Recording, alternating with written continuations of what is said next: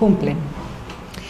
Hola, ¿qué tal? ¿Cómo están todos ustedes? Me da mucho gusto saludarles. Esto es www.anunciacion.com.mx. Hay una organización que ha hecho un gran beneficio en la República Mexicana y se trata de AA, Alcohólicos Anónimos. Están con nosotros hoy Macario y Judith. Ellos nos van a contar la historia porque el 10 de junio, el próximo 10 de junio, cumple Alcohólicos Anónimos 77 años en México. ¿En México? En el mundo. En el mundo. ¿En México cuánto tiempo? Macario, buenos días. Hola, ¿qué tal? Buenos días, Tere. Primero agradecer la oportunidad que nos dan a la agrupación de Alcohólicos Anónimos para informar un poco más acerca de lo que es Alcohólicos Anónimos, y esta es la manera en la cual celebramos en este caso los aniversarios. Por ejemplo, pues conmemoramos el nacimiento de Alcohólicos Anónimos en el mundo. 77 años. ¿En México cuánto tiempo llevan? En México empezó a haber inicios, tomamos como referencia la primera junta pública de información que se da en la Ciudad de México, un 18 de septiembre de 1946, en el Auditorio del Pueblo del Mercado Abelardo Rodríguez, en el centro del Distrito Federal. Fue cuando precisamente un miembro alcohólico anónimo da una información en la ciudad. Se considera que es la primera información que se da en América Latina. Son 68 años hace, 60 y ¿cuántos años? De 1946 a la fecha. Fue muy cubierta esa nota por el periódico El Universal en ese septiembre del 46. Poco después surge de manera formal el primer grupo que hasta el día de hoy existe, en aquel entonces el México City, así se denominaba, el Ciudad de México, era en habla inglesa. ¿Y se siguen reuniendo esos primeros señores? Se siguen reuniendo. A partir de ahí, bueno, esto sucede en septiembre en México, pero para nosotros es muy relevante el trabajo que se hace desde los Estados Unidos, en Akron, en Ohio, cuando a los dos primeros alcohólicos, que para nosotros son los cofundadores de este movimiento de Alcohólicos Anónimos, se reúnen y toman como fecha de inicio el 10 de junio de 1935. Desde entonces acá estos dos primeros alcohólicos, que nosotros cariñosamente conocemos como Bill y Bob, no beben, se dan a la tarea de informar y de seguir transmitiendo la manera en la cual estaban parando de beber, y empiezan a formarse los grupos de Alcohólicos Anónimos. Judith, buenos días, hace tiempo que están los Alcohólicos Anónimos en México, desde 1946, y vemos como muchas organizaciones, comelones compulsivos, drogadictos anónimos, neuróticos anónimos, están aplicando el método de los 12 pasos. ¿Qué significa para ustedes esto? Buenas tardes, mi nombre es Judith, muchas gracias por la invitación. La práctica de los 12 pasos es concientizar acerca de la enfermedad, de mi enfermedad, que es el alcoholismo, para tener un mejor modo de vivir. Sí, ¿y qué te sorprende de que otros grupos están tomando los 12 pasos para salir adelante? Este método funciona, Alcohólicos Anónimos, y la práctica de los 12 pasos, que es para la recuperación individual de cada individuo, llevándose a la práctica, funciona. O sea, de antemano se derrota uno ante la enfermedad, en este caso el alcoholismo, y los siguientes grupos de autoayuda de igual manera se apoyan cada uno a diferente enfermedad. Y ahí la base principal es derrotarme, que yo no puedo con la enfermedad del alcoholismo, que las veces que yo perdí, me derroto ante esa enfermedad. ¿Cómo se puede prevenir? ¿No se pueden usar los métodos de los 12 pasos desde primaria, jardín de niños, ir previniendo? Porque la información no previene. Esto lo han dicho especialistas que han hecho investigación del efecto que ocasionan los medios de comunicación. Los medios de comunicación provocan emociones y hacen que pasen cosas, pero no evitan que pasen cosas. Es rarísimo. Los medios de comunicación provocan acciones, pero no provocan que no se hagan cosas. Provocan movimiento. No, me explico. Informar no previene. pueden llevar los 12 pasos como una tarea preventiva a escuelas de mayor incidencia donde papá y mamá son alcohólicos, en fin. No, hasta el momento la agrupación no ha intervenido en ese tipo de políticas. Ya es tiempo, ¿no? Después de ¿cuántos años dijimos desde el 46 a la fecha? Del 36, del 35 en Estados Unidos, del 46 en México. Ya pueden ustedes hacer una nueva aportación, decir 12 pasos a jardín de niños y a primarias, para prevenir. No, porque, bueno, nosotros lo que hemos aprendido a través de todo el tiempo, de toda esta experiencia es que nosotros lo que tenemos es una alternativa de solución. No tenemos opinión acerca de asuntos ajenos, o sea, nosotros no nos podemos meter en situaciones de querer educar o formar a la gente. Eso nos desvía de nuestro propósito. Nuestro propósito es mantenernos sin beber, nuestro objetivo, y ayudar a alguien más que tenga el problema. Pero no somos quienes nosotros decirle a la sociedad o decirle a la ciencia médica o a los educadores, a la gente que educa cómo debe de formar o educar a la sociedad. O sea, somos nada más una alternativa de solución, encontramos... Cuando el problema ya llegó. Cuando el problema ya está, mientras no lo sabemos, porque también no sabemos, no podemos determinar nosotros. No sé si la ciencia médica ya lo haya podido, o la ciencia lo haya descubierto, saber quién está predispuesto a la enfermedad, ¿no? No se sabe, porque yo tengo una comunidad de amigos en una zona rural y a todos los niñitos les digo, si ustedes tienen papá o mamá alcohólicos o abuelitos alcohólicos, ni huelan el alcohol, porque es probable que hayan nacido con saturación en la sangre de alcohol. Y que seas o alérgico o alcohólico. Entonces, creo que es una forma de prevenir, ¿no? Bien, pero en este caso usted quizá tenga la experiencia, tenga el conocimiento, tenga algo que la avale para poder hacer ese diagnóstico, la experiencia, alguna tesis o alguna información más allá. Nosotros no, nuestra comunidad está compuesta de lo que nos ve, ¿no? Somos gente que tuvo problemas alcohólicos, que hemos contraído esta enfermedad y hoy únicamente hacemos es mantenernos sin beber. O sea, no nos es posible a nosotros diagnosticar, ¿no? Pero retomando lo que decía, el impacto que ha tenido los 12 pasos, sí ha sido muy relevante, han sido tomados para diferentes grupos de ayuda. Se mencionaba comedores compulsivos, neuróticos anónimos, drogadictos o narcóticos anónimos. Es que en los 12 pasos encontramos precisamente una manera diferente de vivir, una forma en la cual el ser humano se va a reintegrar como persona y además se va a ocupar de ahora vivir de forma diferente en la sociedad y en consecuencia servirle a su semejante. Esa es una parte muy central del método de recuperación. Porque el consumo de alcohol es una manifestación de evasión o de egoísmo, ¿no? O sea, me evado de mis responsabilidades, o soy egoísta y estoy buscando el placer. O sea, hay mucho error, ¿no?, en el consumo del alcohol. Y cuando caen en la cuenta que eso se cura con servicio a los otros, es maravilloso, ¿no? A ver, platícame. No, porque sí, el alcohol te mantiene como encerrado en ti. Ajá, esa es parte del método de recuperación, uno de los últimos pasos que habla la transmisión del mensaje, o sea, trabajar con otros, que en este caso es lo que estamos haciendo, transmitir el mensaje. Si alguna persona del auditorio llegara a escuchar y a compaginar, posiblemente le llegue el mensaje y quiera acudir a un grupo de hora y media, ¿no?, que es al que nosotros acudimos, y ese tiempo que ocupábamos en beber, ahora lo ocupamos en transmitir el mensaje. ¿Y eso a qué me lleva a mí en lo personal? A sentirme útil ante mí y ante la sociedad, y el sentirte útil padeciendo esta enfermedad es algo que te ayuda a despojarte del egoísmo. Ahorita tú lo decías, ¿no?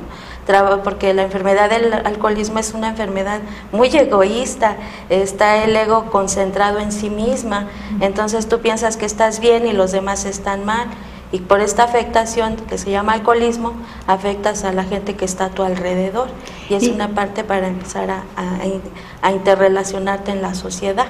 En tu caso, ¿cómo fue la experiencia de contacto con el alcohol, de haber caído en el alcoholismo y de haber salido del alcoholismo? Sí, o sea, es una vida de sufrimiento, de vivir en una realidad ficticia, inventarte todo, inventarte desde tener una pareja, tener unos hijos y pensar que estabas bien, que era buena madre, que era buena esposa, que era buena hija, y darme cuenta que por la afectación y en la actividad, en mi alcoholismo fue todo lo contrario, ¿no? Cuando yo llego a un grupo, aquí le llamamos fondo de sufrimiento, ¿no? Ese sufrimiento me hace llegar a un grupo donde los compañeros, mediante la experiencia, porque es de lo que se trata, que ellos te comparten su experiencia de cómo la vivieron, qué han hecho para ellos dejar de beber y qué siguen haciendo. Eso es lo atractivo de esto, o sea que hay una solución a tu problema que se llama alcoholismo. Pero dices que tú te inventabas la fantasía de ser una buena esposa y una buena mamá. ¿Te refieres a que eras muy divertida porque tomabas o cuál era tu fantasía? No, me refiero a que el hecho de sentirme yo alcoholizada, o en mi caso alcoholizada y dopada con las pastillas, yo asumía que era responsable en mi vida, pero cuando voy viendo la problemática de la ausencia de esa madre y de esa pareja dentro del entorno familiar, pues no es muy grato. O sea, entonces, a ti el alcohol te atrapó sin darte cuenta. Sí. ¿Porque te reunías con las amigas a tomar o qué hacías? Mi alcoholismo fue de buró, o sea, hay diferentes tipos de fondeo, le llamamos, y el mío fue de buró, o sea, fue ya me casé. ¿Nos platicas después de un corte? Alcoholismo de buró, Madre Santa. Bueno, lo importante es que ya está aquí y está dando su testimonio. Ella es Judith y Macario también está con nosotros. Volvemos.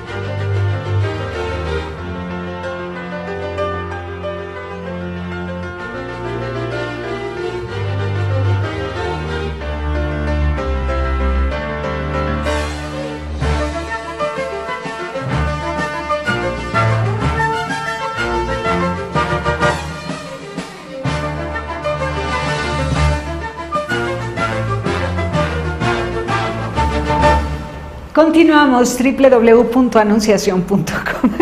Lo bueno es que ya cuando nos reímos de los problemas es que ya están superados, ¿no? Entonces nos estábamos riendo del tema del alcoholismo y todo, y veo que ya mis amigos Macario y Judith lo han superado, y me da muchísimo gusto, tanto que podemos hasta bromear de eso y no se ofenden, ¿verdad?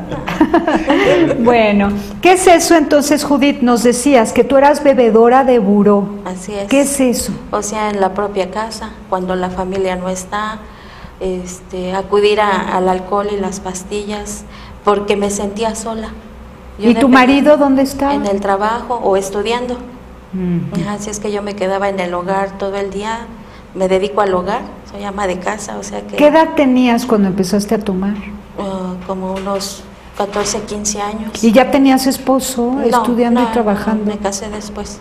¿Te casaste siendo alcohólica? Sí. ¿Y tu marido lo sabía? No. No lo sabía.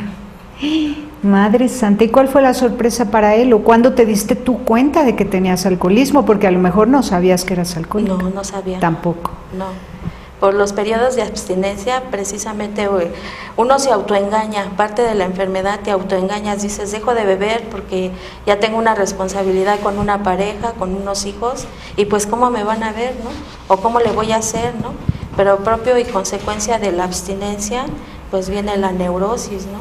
El empezar a agredir a la pareja, a los hijos, mediante palabras, mediante golpes, o sea, no es nada grato, ¿no? Porque te estorban, porque sí, no puedes tomar a escondidas, o sea, porque ya tienes mucha gente ahí que te está espiando, y más que los hijos te adivinan hasta el pensamiento, ¿verdad? Entonces te sentías acorralada y no podías beber, te volviste neurótica, y luego volviste a tomar, según tú, para no ser gritona. Ajá, pero fuiste...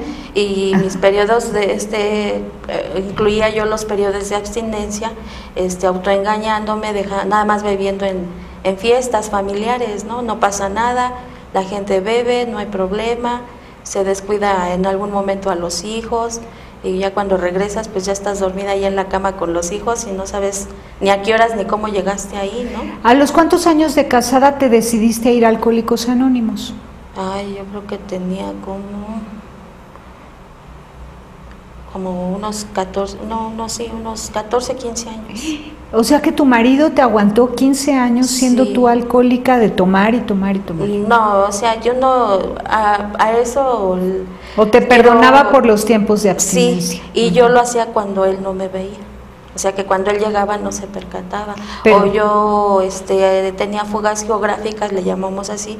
Agarraba a mis niños y me iba a mi pueblo 15, 20 días y por allá. Entonces regresaba acá como si nada y no pasaba nada. Se llaman fugas geográficas. Entonces, bebedora de buró con fugas geográficas. Ese era el diagnóstico. Sí, así es. Bueno. Total, qué bueno que ya salió de eso, ¿no? Y en tu caso, Macario, ¿a qué edad empezaste a beber?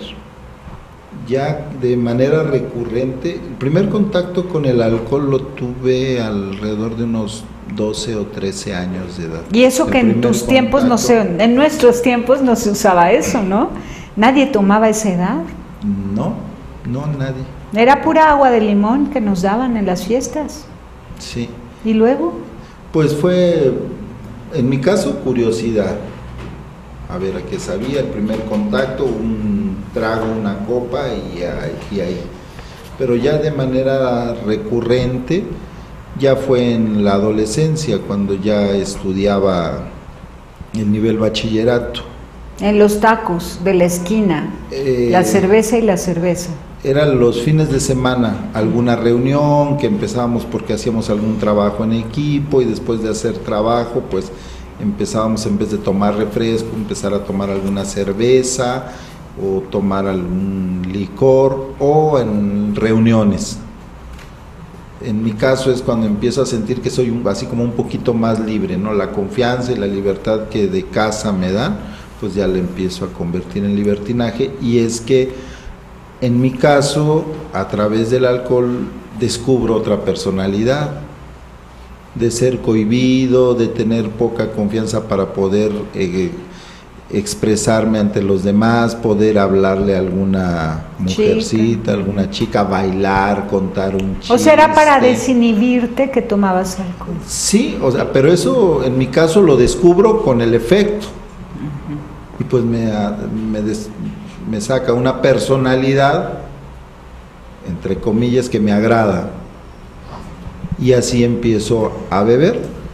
¿Y te eso casaste? Lo voy haciendo más recurrente, sí. Alcohólico, siendo alcohólico te casaste. Sí, ya, ahora que lo veo ya en perspectiva, sí, ya tenía yo todas las características de alcohólico. Pero no te habías dado cuenta de que era una enfermedad. No, porque no todos los que bebemos somos alcohólicos. Hay gente que bebe 1 o 2 copas, o a la hora de la comida, o en alguna reunión, y puede cambiar de bebida.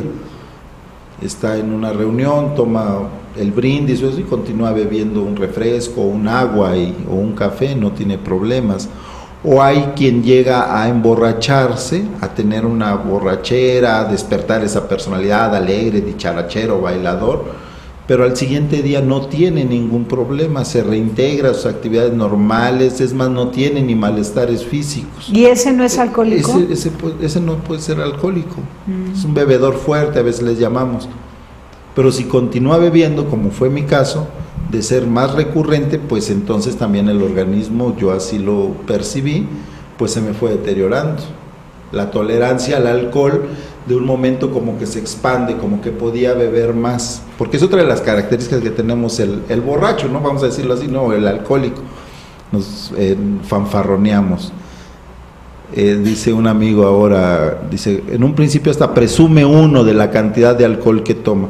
Me tomé X cantidad de botellas, entre y no 3, me 4 pasó personas, nada, no me pasó nada, X cantidad de cerveza. Pero después viene en mi propio organismo, yo me daba cuenta que ya me emborrachaba con 3 o 4 copas. Y los efectos, lo que ahorita decíamos, perder la memoria por lapsos de tiempo, el empezar a no cumplir con mis obligaciones y mis responsabilidades. ¿Y tu mujer qué hacía ante tu padecimiento? Porque ella lo sufría también, ¿no? Aquí sí es parte de lo que hace un momento platicábamos. Creemos que, o la información todos la tenemos. Yo después, cuando empecé a asistir a la agrupación, me dijo, dices que yo no creí que fuera una enfermedad, no sabía que fuera una enfermedad y que además ibas a requerir algún tipo de tratamiento. Y ella me mencionaba casos como los que ahorita platicábamos fuera de aire. Dice, mi papá bebió, llegó a beber bastante, pero un buen día dijo, ya no bebo, y no ha vuelto a beber y no tiene problemas. Dice, yo pensé que en tu caso iba a ser igual. O sea, son caracteres que se van presentando. Entonces ella me decía como que me fue tolerando, esperando a que un momento fuera a parar de beber, así como por arte de magia, ¿no? Entonces cuando se entera que era necesario estar en Alcohólicos Anónimos, pues viene entonces un apoyo, entonces como que se da cuenta de la magnitud de la enfermedad. Mientras, pues sí existía cierto rechazo, sí existe malestar, sí hay inconformidad. ¿Por qué? Pues porque no llega el dinero completo a casa, porque se vienen obligaciones, responsabilidades o a veces hasta compromisos sociales a los cuales faltábamos. La llegué a dejar vestida para ir a alguna graduación de algún gran amigo de nosotros, alguna boda. Qué duro. Porque pues yo por andar en mi fiesta. Y bueno, y eso que te daba por estar en tu fiesta y luego quedarte dormido, ¿no? Hay otros que les da por golpear o por seducir a las mujeres que se le aparecen enfrente y amanecen en la cama que no es la de su esposa, ¿sí, no? Entonces, bueno, sí llega a darse. O que tienen accidentes automovilísticos muy peligrosos y bueno, es una cosa terrible. Ustedes conocen mejor estas historias, ¿no? En Alcohólicos Anónimos se reúnen precisamente a contarse sus historias y a animarse unos a otros a seguir adelante. Pero también toman los cursos de los 12 pasos, ¿no? Que entiendo que en algunos casos es un internamiento de 2 o 3 días, donde les dan el paso número 4 y el paso número 5 y entonces profundizan. ¿No va así la cosa? ¿O es más pausada? No hay encerrones de 3 días para tomar los cursos. No. Porque Neuróticos Anónimos, tomando el método de los 12 pasos, sí da encerrones como tipo retiro, digamos. En nuestro caso, no. Es paulatino a lo largo del tiempo. A lo largo del tiempo, aquí todo es de una manera sugerida. Nosotros nos reunimos en los grupos de los cuales nosotros venimos de esta estructura de servicio en la cual también hay que reconocer y recordarles que gracias al apoyo y la cooperación que ustedes han tenido para con nosotros, lo que es Alcohólicos Anónimos, Sección México, somos grupos en los cuales nos reunimos una vez al día. Las sesiones son de 1:30 y cada quien asiste de manera voluntaria. Nosotros, para mantenernos en nivel, pues buscamos a alguien más llevarle, ¿no? Lo invitamos, le compartimos la experiencia, lo invitamos al grupo y empieza a asistir. A medida que cada uno de nosotros va asistiendo al grupo, poco a poco va conociendo el método de recuperación, que son los 12 pasos, y a través de estudiarlos en el grupo, 15 o 20 minutos los estudiamos, después compartimos la experiencia, cómo los hemos ido practicando. Así es como los recién llegados empiezan poco a poco a involucrar, y así paulatinamente a la vuelta del tiempo van practicando los pasos y la recuperación pues se va acentuando. Se va dando. Ahora, el mayor miedo a vencer es el reconocer soy alcohólico, ¿no? Entonces les da pánico reconocer que son alcohólicos. El segundo miedo terrible es llegar a un grupo de alcohólicos anónimos y toparse con los vecinos. Qué vergüenza, ¿no? Porque normalmente están muy localizados en algún barrio, ¿no? Incluso en templos y parroquias donde van todos a rezar y tal, y ahí se reúnen. Nos platican después de un corte cómo vencen las dificultades de los alcohólicos anónimos en estos grupos, cuando dicen, no, qué pena, porque ahí está mi compadre, ¿no? O ahí está mi vecino, ¿sí? Volvemos.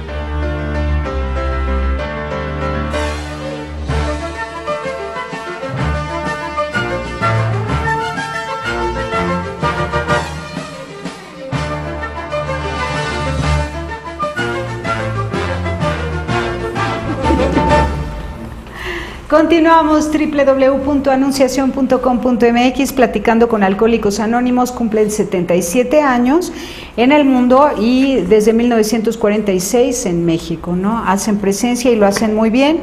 Son miles, incontables los Alcohólicos Anónimos, ¿o tienen una estadística? No hay, o sea, números exactos. Es parte de lo que ahorita platicábamos. Como este es un gran voluntariado, cada quien de manera voluntaria asiste, se reúne, algunos requerimos estar prácticamente diario en la terapia, hay algunos que no lo hacen con esa regularidad, pero en México, por lo menos en la agrupación en la cual nosotros estamos, que hemos sido constituidos en México, legalmente existimos como Junta de Servicios Generales de Alcohólicos Anónimos, Sección México. Nos reunimos alrededor de 2.500 grupos.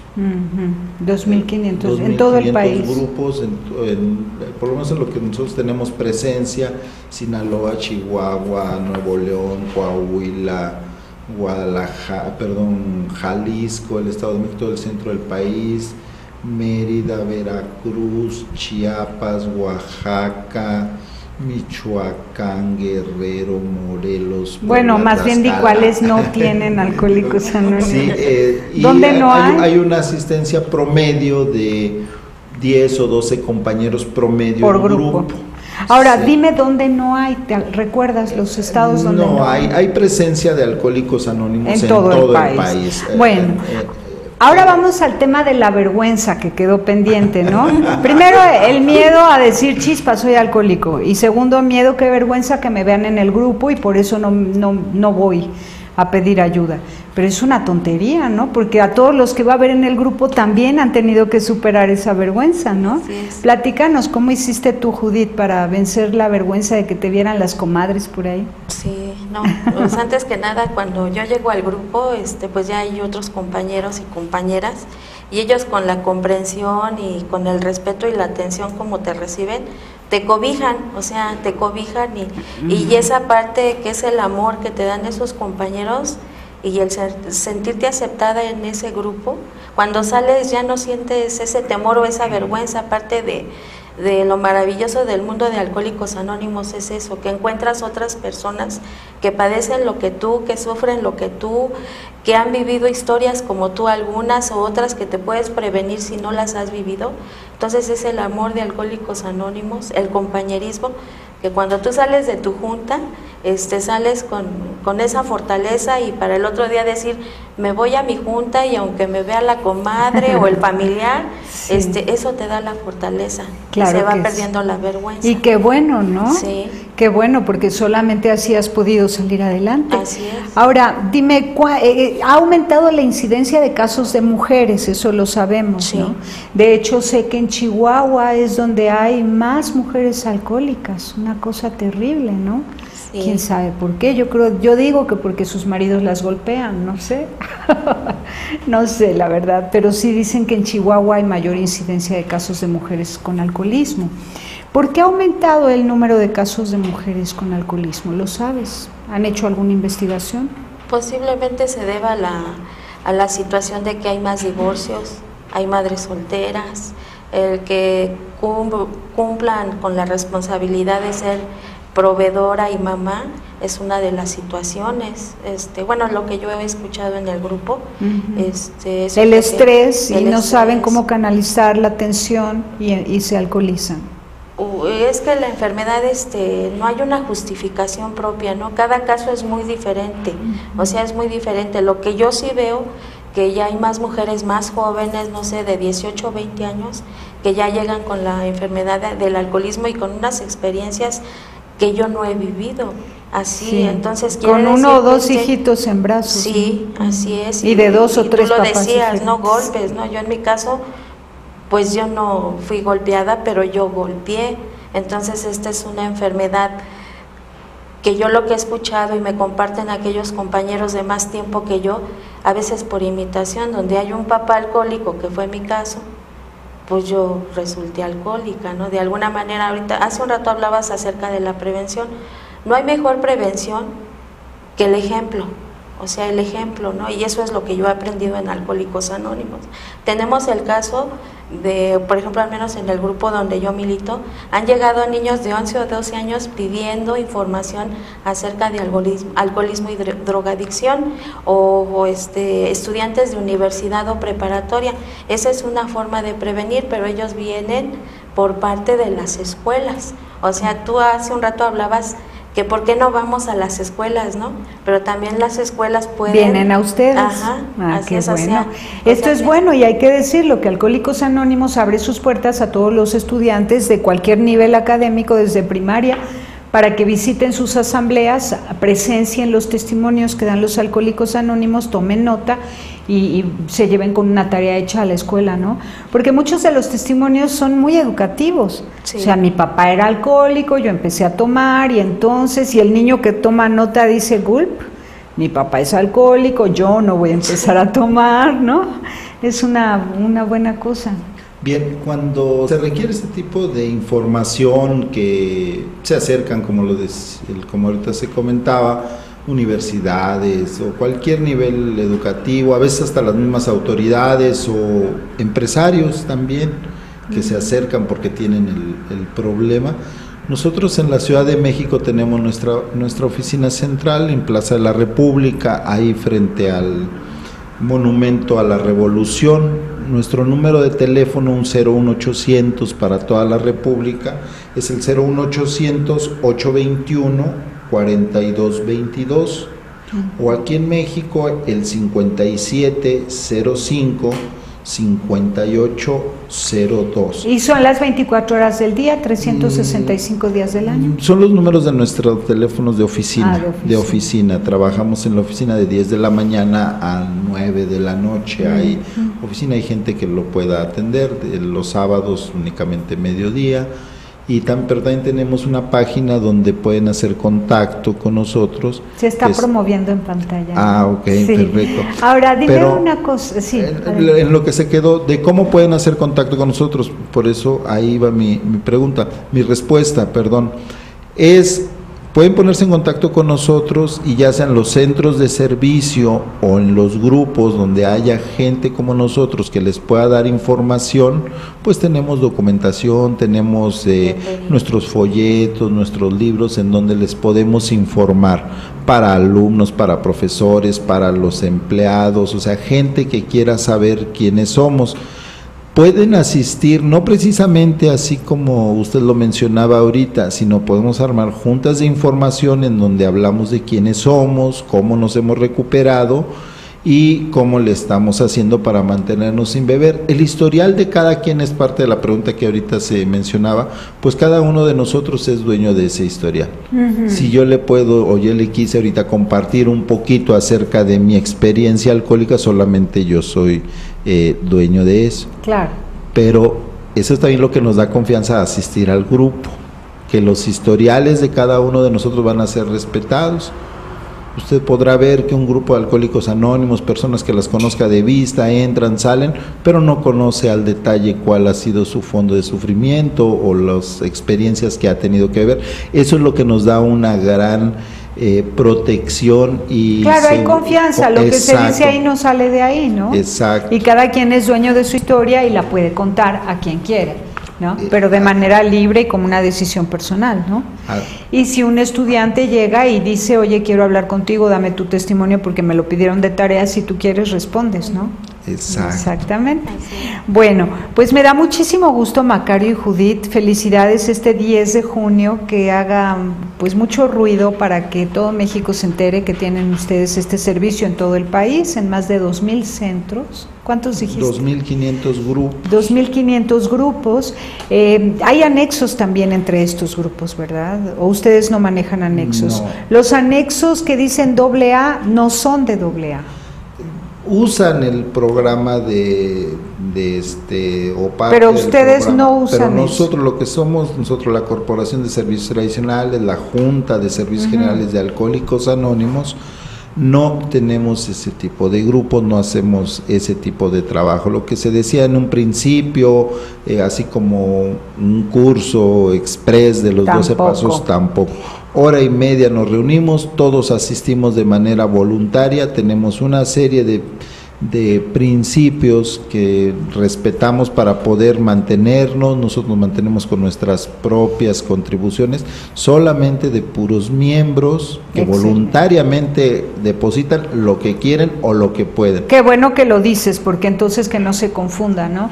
Yo en lo personal no estoy pues muy contenta con que existan anexos. A veces es un mal necesario porque hay que invitar a vivir un proceso de desintoxicación antes del proceso de recuperación, ¿no? Pero pues es dificilísimo encontrar un anexo donde traten bien a la gente, donde esté un lugar digno, limpio, saludable, ¿no? Entonces, bueno, qué bueno que ustedes por lo pronto no están metidos en esos líos. Muchísimas gracias, Judith y Macario, felicidades, gracias por todo lo que han logrado en su vida, y que todo el mundo escuche de Alcohólicos Anónimos, sobre todo el 10 de junio cuando cumplen 77 años. Gracias. Tere, muchas gracias a www.anunciacion.com por este espacio. Gracias Judith. Gracias, Tere. Hasta luego. Sí. Pásela bien, haciendo el bien. Hasta la próxima. Sí hay soluciones. Aquí, en el portal informativo de Fundación para la Promoción del Altruismo, Institución de Asistencia Privada. El lado humano del periodismo. Un servicio de anunciación. Comunicación altruista. Participa en Facebook. En Todo México Somos Hermanos. Y síguenos en Twitter. @Todo México Somos.